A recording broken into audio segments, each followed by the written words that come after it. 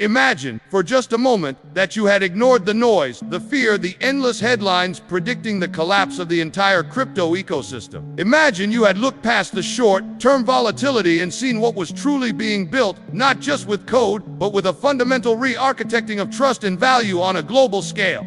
Now, open your eyes and look at your screen, because that future isn't a dream anymore. It's a price on a chart, a number that just redefined the financial landscape. As of October 27, 2025, at precisely 16:34 p.m. UTC, Ethereum, the world's premier programmable blockchain, has not just inched but has confidently surged past the formidable $4,200 benchmark. According to Binance Market Data, ETH is trading at 424.629883 USDT, cementing a powerful 364% gain in the last 24 hours. This isn't just another green candle on your trading view. This is a seismic signal, a crack of thunder in the digital sky, confirming that the storm of innovation we've been waiting for has finally arrived, and it's raining value. This milestone, achieved not in a frenzied, speculative pump but with a narrowed, steady, and deliberate upward climb, tells a story far deeper than a simple price increase. It's the story of a foundational layer of the next internet maturing before our very eyes. And if you're watching this right now, I need you to do one thing for me. I need you to hit that subscribe button and ring the notification bell, because what we are about to dive into over the course of this video is not just an analysis of a price point. It's a deep, data-driven excavation of the very pillars that are holding up this new digital empire, and you will not want to miss a single second of this breakdown. This moment, this precise crosshair on the timeline, is the culmination of 1,000 silent battles fought in the code, in boardrooms, and in the very philosophy of what money can and should be. To understand why $4,200 is not a ceiling but a new foundation, we must first rewind the tape and look at the journey, not in terms of lines on a chart, but in terms of technological puberty. Remember the Ethereum of 2020-2021? It was a brilliant prodigy, bursting with potential, but shackled by its own limitations. The proof-of-work consensus, while revolutionary for its time, was becoming its anchor, slow, expensive, and environmentally contentious. The gas fees were a nightmare, a tax on innovation that made simple transactions a luxury and complex interactions a financial gamble. The network was congested, struggling to breathe under the weight of its own popularity. That version of Ethereum, for all its promise, could never have sustainably held a $4,000 valuation, let alone built upon it. The world saw the potential, but it also saw the flaws, and the price reflected that dissonant reality, a volatile asset swinging between euphoric highs and despairing lows based on sentiment and speculation rather than utility and throughput. The turning point, the single most significant upgrade in the history of decentralized systems, was the merge. This wasn't a simple software update. This was a heart transplant on a patient who was wide awake and running a global economy. The shift from proof of work to proof of stake was a quantum leap in blockchain evolution. It wasn't just about reducing energy consumption by 99.9%, a fact that alone silenced legions of critics and opened the floodgates for institutional capital that had ESG mandates etched into their investment Bibles. No, the real, earth-shattering consequence of the merge was the introduction of a new economic paradigm: crypto economic security. Suddenly, securing the network was not about competing with warehouses full of computing power in Siberia. It was about staking your ETH, about having a tangible financial skin in the game. This transformed ETH from a mere commodity-like asset into a productive yield-bearing digital instrument, a bond for the new age. The native staking yield became the bedrock, the risk-free rate for the crypto economy, attracting a wave of capital that wasn't looking for a quick flip but for sustainable, long-term returns. This fundamental shift in value accrual is the first and most critical pillar supporting today's price. The second, less glamorous but equally vital phase was the subsequent upgrades: the surge, the verge, the purge, and the splurge. These are not just cute names, they are a coordinated, multi-year roadmap to scale Ethereum to a level that can support global commerce. The surge, specifically, which introduced proto-danksharding through EIC 4844, was the key that unlocked a new era of scalability. Before this, Layer 2 solutions like Arbitrum, Optimism, and ZeekSick were life rafts, but they were still expensive to communicate with the mothership. Proto-danksharding created blobs, dedicated data space on blocks that drastically reduced the cost for these Layer 2s to post their data back to Ethereum. The result? Transaction fees on these networks plummeted to fractions of a cent. The user experience transformed overnight. You could now swap token, mint an NFT, or interact with a complex DeFi protocol for less than the cost of a grain of rice. This was the moment Ethereum stopped being a niche playground for crypto degens and started becoming a viable platform for the next billion users. The value of a network is directly proportional to the number of its users and the applications they can run, and with the scalability trilemma being systematically dismantled, the fundamental value of the base layer, Ethereum itself, was put on a trajectory that could only lead to one place up. And this brings us to the final and perhaps most potent catalyst for this specific leg up. And this brings us to the final and perhaps most potent catalyst for this specific leg up. The surge to $200 isn't happening in a vacuum. It's happening against a backdrop of a financial revolution so profound that its tremors are only just beginning to be felt on Wall Street and in central banks around the world. We are witnessing the great institutional onboarding, a slow-moving but unstoppable tide of traditional finance, a TradFed capital finally, irrevocably, flooding into the Ethereum ecosystem. For years, the conversation was dominated by if institutions will adopt crypto, if Bitcoin ETFs will be approved, if regulatory clarity will ever emerge. But in 2025, that if has decisively morphed into a how, and the how is being answered by a slew of financial instruments that are making Ethereum accessible to every pension fund, every hedge fund, and every sovereign wealth fund on the planet. The approval and subsequent monumental success of Spot Ethereum ETFs were the watershed moment. These aren't speculative futures-based products. These are vehicles that require the asset managers, the BlackRocks, the Fidelities, the Vanguards of the world, to actually purchase and hold the underlying ETH in cold storage. This creates a structural, unyielding buy-side pressure that simply did not exist before. Every dollar flowing into these ETFs isn't just a bet on the price, it's a physical removal of ETH from the circulating supply, locking it away in a digital vault. This is supply shock economics in its purest form. Combine this with the millions of ETH already being voluntarily locked up in the Beacon Chain staking contract to secure the network and earn yield, and you have a perfect storm of scarcity. The liquid supply of ETH available for trading on exchanges is at an all-time low, a fact that is glaringly obvious when even moderate demand, like the kind we've seen over the past 24 hours, can propel the price so significantly. But the institutions aren't just buying the asset, they are building on the network. The emergence of real-world asset tokenization is no longer a theoretical use case, it's a multi-trillion-dollar industry being built today on Ethereum. Imagine a billion-dollar treasury bond, a piece of fine art by a Renaissance master, or a skyscraper in Manhattan. Traditionally, these are illiquid, cumbersome assets to trade. Now, they are being digitized as tokens on Ethereum, where they can be fractionalized, traded 24/7 on global markets, and used as collateral in DeFi protocols. This isn't just bringing new value onto the chain, it's creating an entirely new revenue model for the Ethereum network itself. The fees generated from settling these monumental transactions accrue value directly back to the ecosystem, and by extension to the ETH that secures it. This symbiotic relationship between TradFi and DeFi is creating a flywheel effect that is just beginning to spin. The more real-world value is tokenized on Ethereum, the more secure and valuable the network becomes. The more secure and valuable the network becomes, the more attractive it is for further institutional adoption. This is a self-reinforcing cycle of growth that is fundamentally different from the retail-driven manias of the past. It is slower, more methodical, and infinitely more powerful. And speaking of DeFi, let's talk about the silent engine that has been humming along throughout this entire cycle.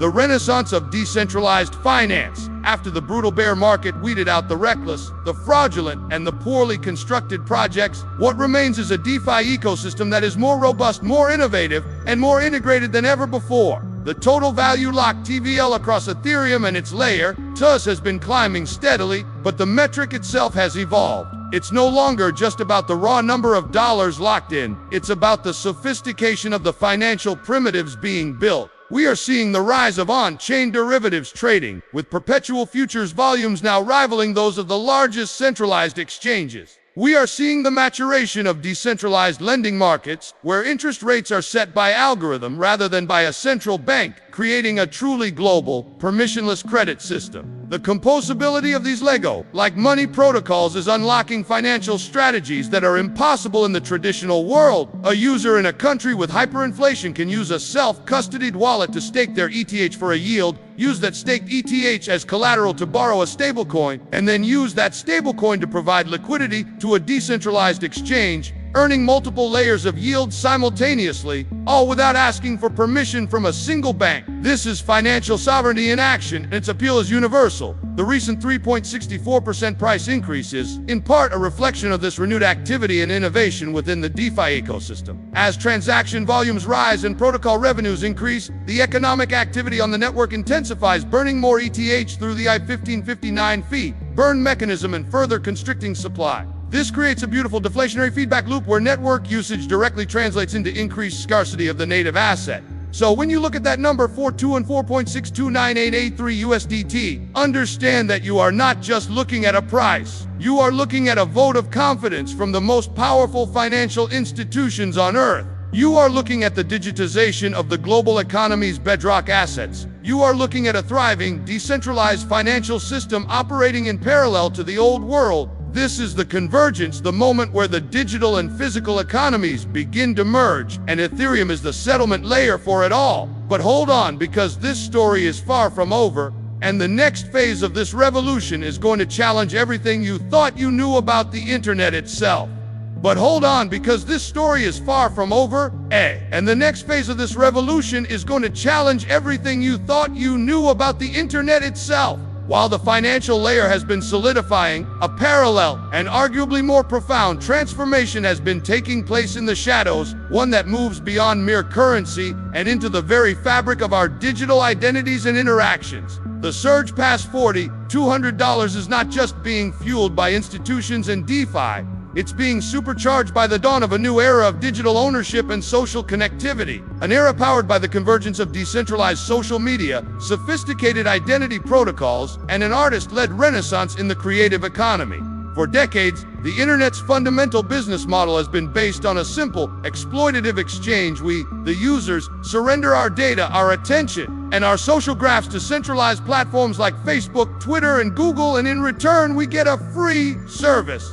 These companies then monetize our digital lives by selling targeted advertising, turning our personal interactions and creative expressions into their proprietary assets. This model has created trillion-dollar corporations while leaving the very users who generate all the value with nothing but privacy violations and algorithmic manipulation. But what if there was an alternative? What if you could own your digital self? This is no longer a philosophical question, it's a technological reality being built on Ethereum.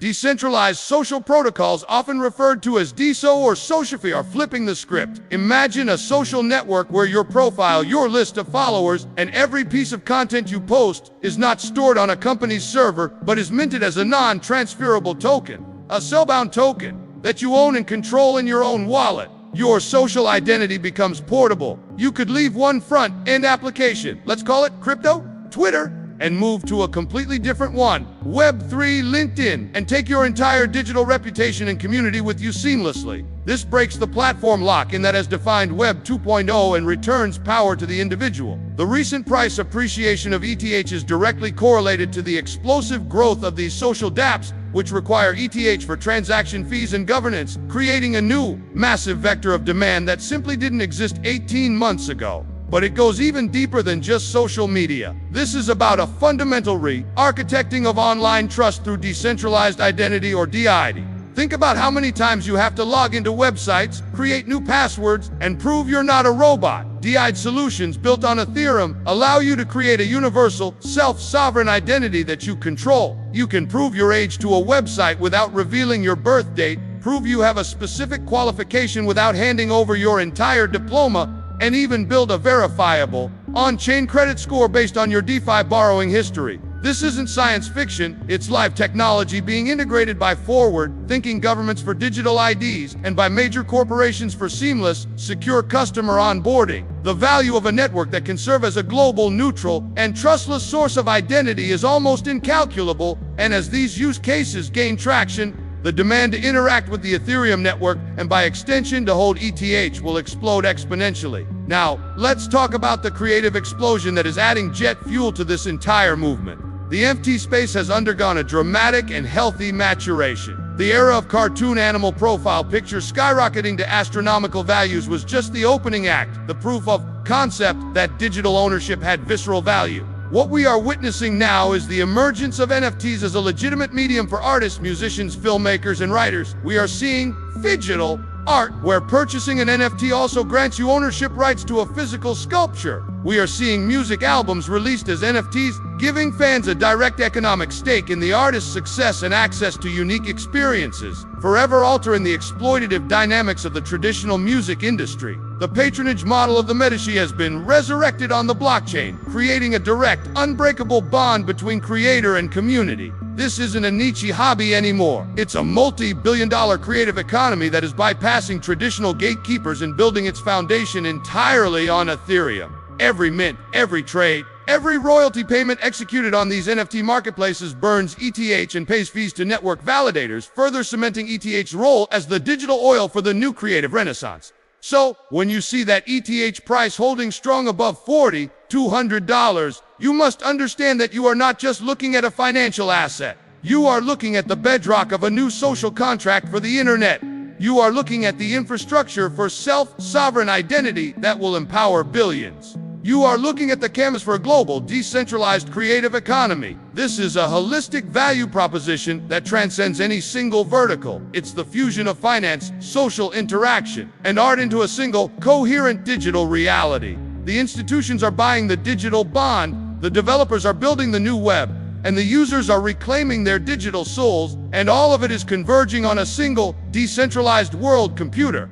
The price is simply a lagging indicator, a reflection in the rearview mirror of the monumental distance we have already traveled. But to truly grasp the full picture, to understand where we are going from here, we need to look beyond the code and into the very real human forces that are shaping Ethereum's future, forces that are poised to propel it to heights we can barely even imagine today. But to truly grasp the full picture, to understand where we are going from here, we need to look beyond the code and into the very real human forces that are shaping Ethereum's future, forces that are poised to propel it to heights we can barely even imagine today. The price of $200 is a snapshot, a single frame in a rapidly moving picture, and the direction of that motion is being dictated by a powerful confluence of geopolitical shifts, generational wealth transfer, and a philosophical awakening that is redefining the very concept of value for a new age. Let's start with the global chessboard. We are living in an era of unprecedented monetary experimentation and devaluation.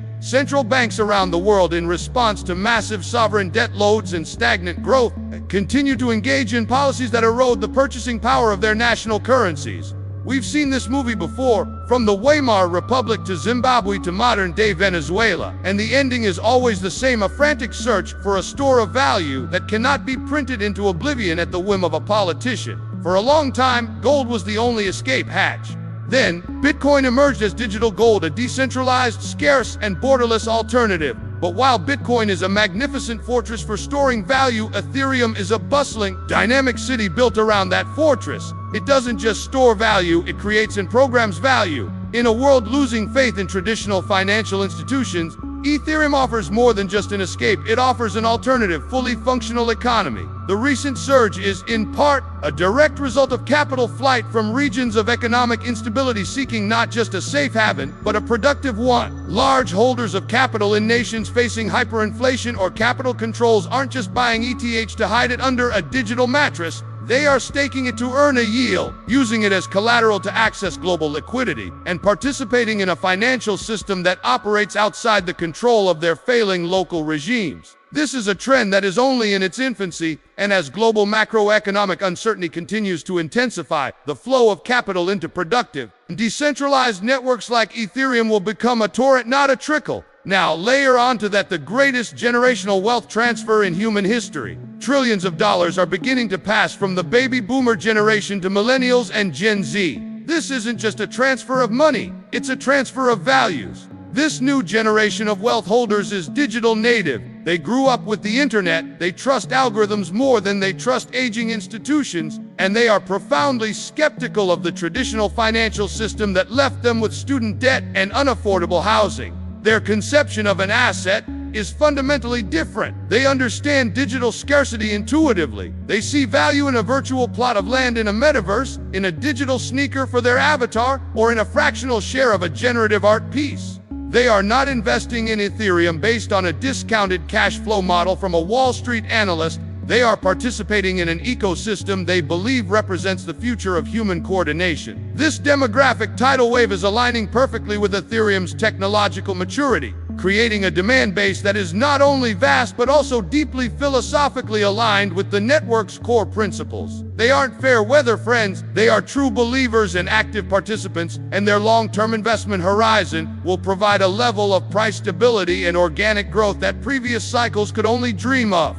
Finally, we must confront the most powerful, yet most intangible, force of all, the network effect of a shared belief. Ethereum has evolved beyond a piece of technology. It has become a philosophy, a global movement centered on the ideals of decentralization, permissionless innovation, and individual sovereignty. This isn't just marketing fluff, it's a powerful social coordination tool. The developer community building on Ethereum is the largest and most active in the entire crypto space by an order of magnitude. Every day, brilliant minds from every corner of the globe are working to solve problems, build new applications, and push the boundaries of what's possible on this digital frontier. This creates a powerful flywheel. A strong philosophical core attracts the best developers, who build the most compelling applications, which attract more users, which reinforces the philosophy and attracts even more developers. This is a virtuous cycle that is incredibly difficult to disrupt. The value of $4,200, therefore, is not just the sum of its financial, social, and technological parts. It is a quantification of a global collective belief in a more open, transparent, and equitable digital future.